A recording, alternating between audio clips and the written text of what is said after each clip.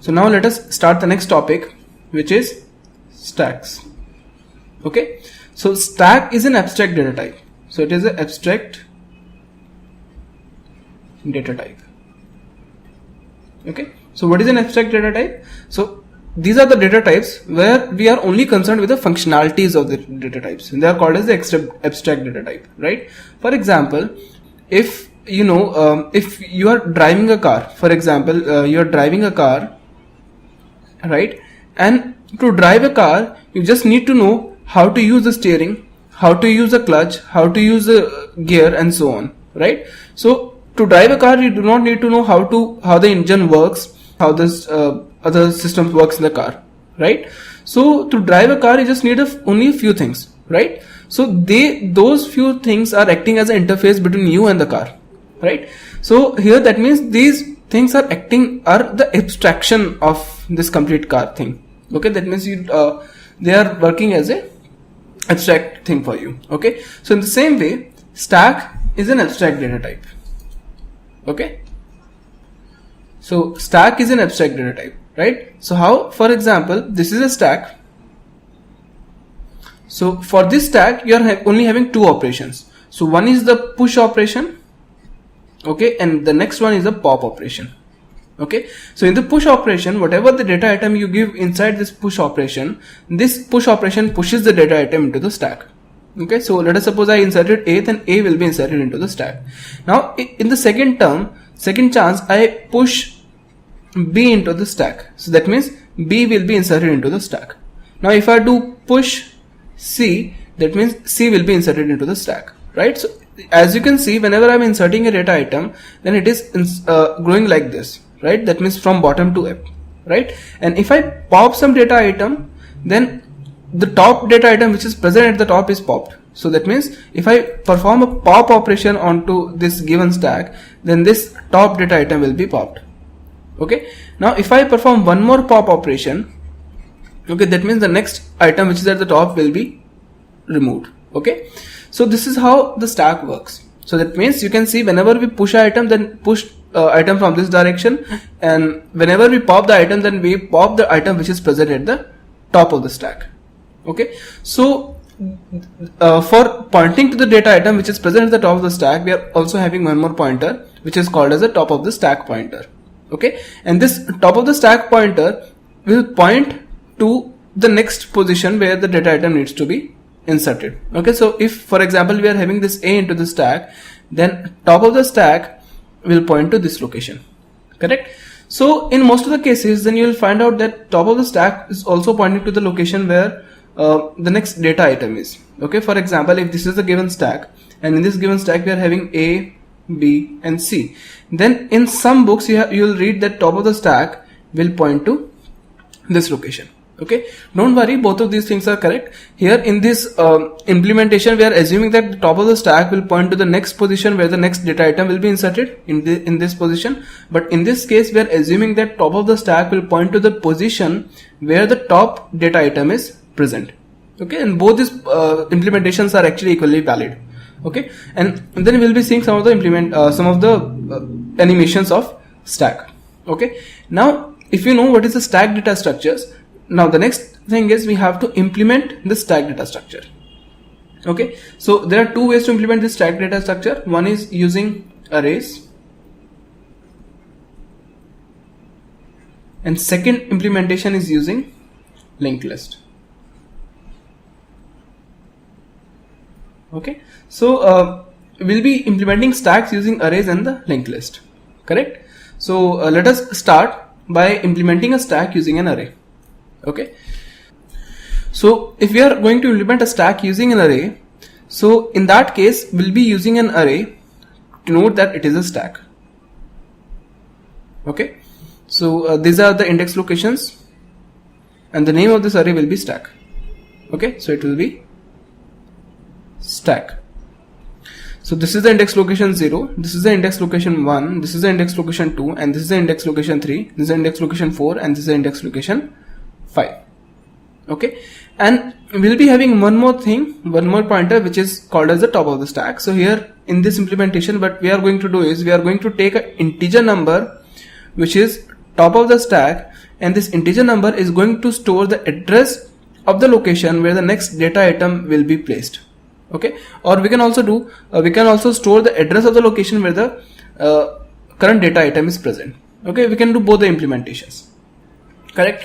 So let us assume that this top of the stack will point to the location where the next data item will be placed. So initially the top of the stack will be pointing to 0. Okay, so when the top of the stack is pointing to 0, in that case, if I push some data item, let us suppose I do push 5, right? Then in that case, this 5 will be pushed to this location, and then we are going to increment the top of the stack to the 1. Okay, and then if we call again push operation, push 6, that means this 6 will be pushed to this location, and now top of the stack will be pointing to the location 2. And now if we insert push 9 onto the stack, then 9 will be pushed at this location, and now the top of stack will be pointing to 3. And now if we push 7 in this stack, then 7 will be inserted here, and the top of the stack will be pointing to 4. Now if we push 8 into this stack, then means 8 will be inserted here, and the top of the stack will be pointing to here 5. And if we push 11 into the stack, that means 11 will be inserted here, and now the top of the stack will be pointing to 6. Now if you see, when the top of the stack is pointing to 6 to this location, that means there is no space onto the stack.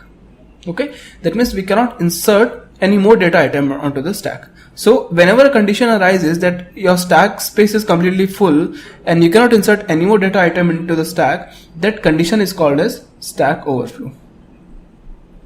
Okay, that means if we are trying to insert one more item onto the stack, then you can not insert it because your stack is already full, right? So in this case, we'll get a condition which is called as stack overflow. Okay, and if for example we are having a stack like this, and let us suppose this is the stack, second stack which we are having. Okay, and here in this stack these are the index locations 0, 1, 2, 3, 4 and 5, right? And initially the top of the stack is pointing to the location 0. Now in this case, if we try to pop some data item from the stack, that means we cannot pop any data item because the stack is already empty. There's no data into the stack. So in this case, if we try to pop, then this condition is called as a stack underflow. Okay, that means we are having two things. One is stack, so this is UNDER actually. UNDERFLOW. So we are having stack overflow condition and the stack underflow condition. Okay, so whenever we are trying to design a program to implement stack, then we have to take care of these two conditions. Correct. So let us start designing a function for the pop and second function for the push. Okay, or you can say just we are going to design a function for the push and the second function for the pop, and this implementation will be using arrays. Correct. So let me just clear this up.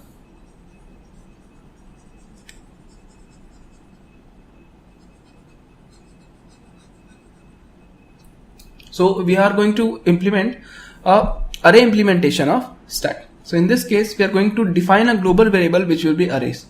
So which will be stack. So int array array with some size. Let us suppose the size is 5. Okay. Or for simplicity, I am going to assume the size is n. Or just take hash define n as 5. Okay, that means I'm going to define that there is a whenever I'm going to write n, that means I'm taking the value 5. Okay, and then I'm doing int stack n. Okay, that means there's a stack array which is having 5 index locations. Correct. And then I'm doing I'm writing a function for push, so I'm doing push, and this push function is going to take some data item which is int data. Okay, because this data item is of integer type, and this stack can only store the integer data. Okay, so if whenever we are pushing some data onto the stack, so first condition which we need to check is whether the stack is full or not. So if the stack is full, we cannot insert any more data item. Okay, so to denote that stack is full or not, we have to take one more variable, which is top of the stack, and this top of the stack variable will also be global variable. Okay, so what I'm doing is I'm going to take this top of the stack variable. So int top of the stack. Okay, and initially the top of the stack will be 0, and whenever we are going to change this value to the top of the stack, then this value will be incremented or decremented. So whenever we are pushing some data item, then this top of the stack value will be incremented unless this stack is overflowed. Otherwise, the top of the stack value will be decremented. So what we are going to do is top of the stack. So we have to check whether the stack is full or not. So when do you say that the stack is full? When the top of the stack is pointing to the location which is outside this boundaries of this arrays. Okay, for example, if I've given this hash define ns5, that means there are only 5 index locations onto the stack. So let me just clear this up so that we can make it 5 index location. So how do you say when do you say the stack is full? So we'll be saying when the stack is full, when the top of the stack will be pointing to the location 5. In that case, we can say that stack is full. So if top of the stack is pointing to the location n, that means if stack is full, in that case we can just return 0. That means we cannot insert the data item, just returning that it was a failure. Okay, else we can just insert the data item onto the stack. So how do you insert the data item onto the stack? You just put the data item to the position where the top of stack was pointing. Okay, so what we are doing is stack top of the stack is equal to the data item. Okay, and after that we have to increment the top of the stack. So top of stack plus plus. Okay, so this is a simple push function which is going to insert some data item onto the stack, and then if the operation was successful, then I'm going to do return 1 that yes, the operation was successful, and this return type is integer, so it will be int push. So it is not necessary that we have to return 0, return 1, right? So and plus we can also print that stack overflow or stack underflow. How do you do that? So if in this if statement, I can just do something like this: if this much, then printf stack overflow. Okay, and then I'm going to do return 0. So I can also do something like this. Okay, so this will be a simple function to insert a data item onto the stack. So this is a push function. Okay, let us see how this push function is actually working. Okay, so let me just clear this up. Okay, we have defined this push function to insert some data item onto the stack, and here the size of the stack is 5, therefore we'll be having 5 index location into the stack. Okay, so let us suppose this is a stack which is having 5 index locations: 0, 1, 2, 3 and 4. So index locations are 0, 1, 2, 3 and 4. Okay, and this array is called as a stack. Okay, and we are having one more integer variable which is top of the stack. So let us suppose this is the top of the stack pointer which is initially storing 0. Okay, and we have defined this push function to insert some data item onto the stack. So let us suppose we are pushing push 7. Okay, so if we call push 7, in that case this 7 will be inserted here, right? This 7 is pushed onto the stack, and because of this, and then top of the stack, and then we are going to increment the top of the stack. So this top of stack will be 1 now. Okay, and then we are going to return 1 that yes, our operation was a success. Okay, and then let us suppose I'm calling again push 8, right? That means 8 will be inserted here. Okay, and then top of the stack will become 2. Okay, and let us suppose I'm calling push 5. So in every case we are going to execute all these statements one by one, right? Even if I inserted 7, if I have inserted 8, if I have inserted 5, that means initially I try to execute this statement, and then I move to else statement, because top of the stack is not n, because top of the stack here was 0 and then 1, and right now top of the stack is 2, and 2 is not equivalent to n. Right? So when I call top of stack is equal to top of stack 5, in that case this condition is false, and we are going to execute whatever code is present in the else part.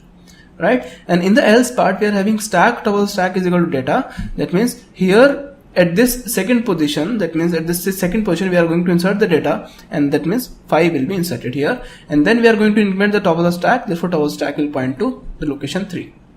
Okay, and after that let us suppose we have called push 11, right? That means 11 will be inserted here, and then top of the stack will point to the location 4.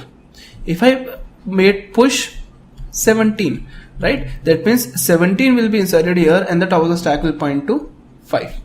And then I do push 16, right? Now if I try push 16, then if you see this function, in that case the top of stack is pointing to the location n, that means top of stack is pointing to the location 5, right? And we are doing printf stack overflow. So in this case this operation will not be successful, and we are going to print stack overflow. Okay, and then we are going to return 0 as a failure, right? So this is how you can implement the push function for the stack. Okay, now let us try to write a pop function for the stack, which is going to pop some data item from the stack. Okay,